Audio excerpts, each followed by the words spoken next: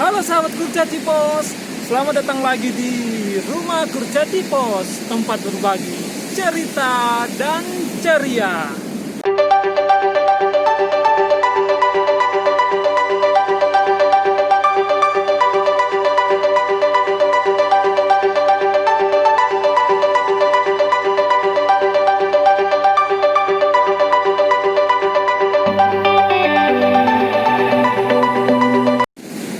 Saat ini saya berada di salah satu wisata Kebumen, yaitu Pantai Bopong.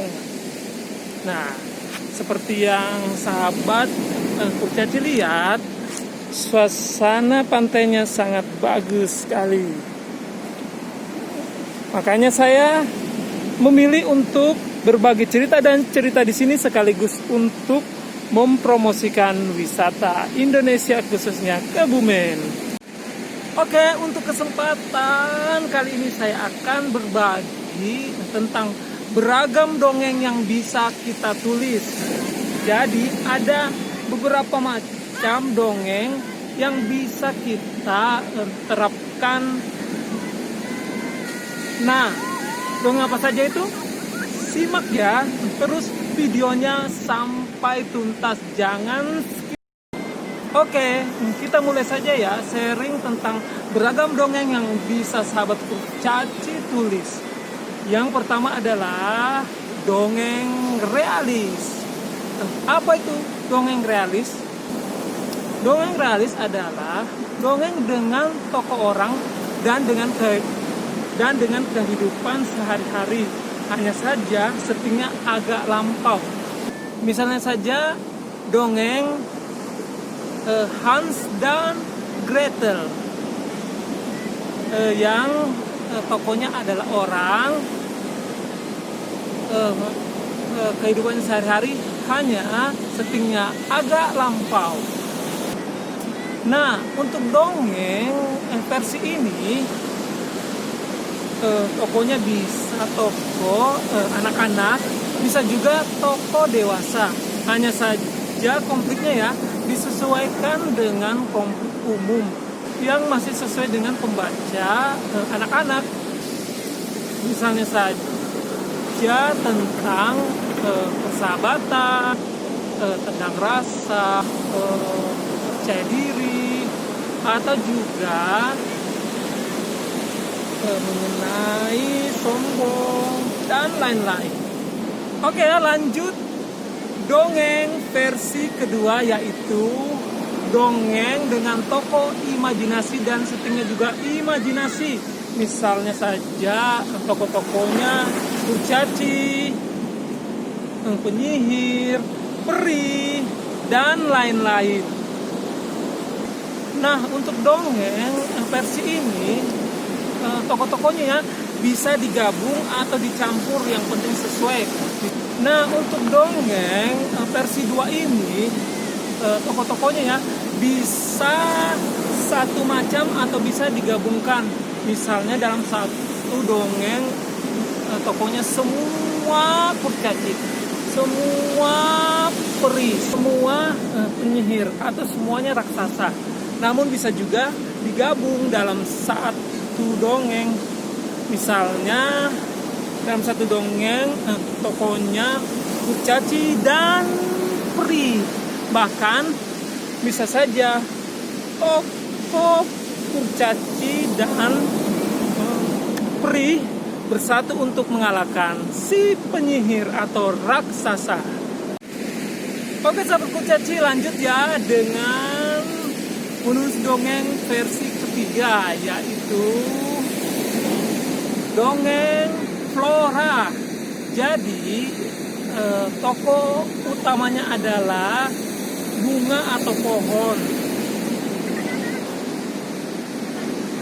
Nah, tokoh inilah yang mempunyai masalah dalam dongeng itu, dan harus diselesaikan juga oleh tokoh pohon atau bunga. Namun yang perlu diingat ya, saya menulis bahwa tokoh bunga dan pohon ini hanya bisa merasakan saja. Jadi mereka tidak bisa bergerak dari satu tempat ke tempat yang lainnya. Makanya dalam dongeng versi ini bisa dimasukkan tokoh manusia sebagai yang membantu atau yang mendukung. Jadi manusia itu yang memindahkan pohon atau bunganya. Sebuah toko bunga, ada bunga matahari dan bunga mawar yang berseteru. Mereka saling menyombongkan diri dan merasa yang paling bagus.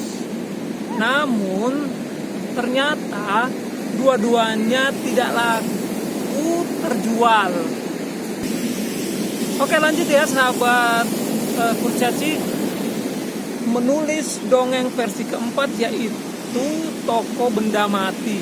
Jadi segala sesuatu benda bisa dijadikan toko. Nah, menulis ini ada dua macam ya. Jadi bisa semua tokonya benda mati dengan settingan imajinasi.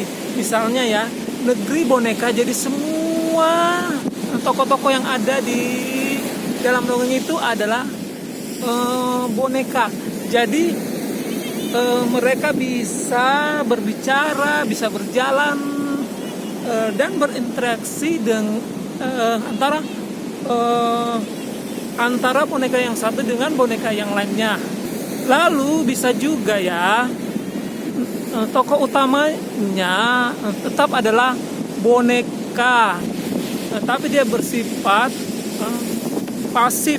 Jadi perlu bantuan tokoh-tokoh manusia untuk memindahkan dia dari satu tempat ke tempat yang lainnya. Lanjut sahabat kurcaci, sharing tentang beragam versi dongeng. Dan yang kelima adalah dongeng dengan tokoh hewan. Nah, khusus untuk dongeng tokoh hewan ini ada penyebutannya, yaitu fabel, yang menjadi tokoh utamanya adalah hewan atau binatang. Di video sebelumnya saya sudah membahas tentang 3 versi menulis fabel ya. Jadi sahabat kurcaci bisa mampir. Nanti linknya akan saya taruh di kolom deskripsi ya. Jadi 3 cara menulis fabel itu. Yang pertama adalah tokoh hewannya bersifat selayaknya hewan dengan settingan sebenarnya. Yang kedua, tokoh hewannya berlaku seperti manusia dengan setting imajinasi. Dan yang ketiga adalah tokoh hewannya berlaku selayaknya hewan dengan settingan realis dan ada bantuan tokoh manusia. Oke sahabat kurcaci, demikian sharing tentang 5 versi menulis dongeng. Semoga setelah menyaksikan video ini ya sahabat kurcaci bisa semakin beragam dan bervariasi dalam menulis dongeng. Makanya jangan lupa ya, subscribe, like, share, komen, dan nyalakan tombol loncengnya agar saya semakin bersemangat berbagi cerita dan ceria. Menulis adalah sebuah proses, jadi nikmati semua proses menulis itu dengan senang hati dan biarkan semuanya indah pada waktunya. Salam semangat menulis, dadah!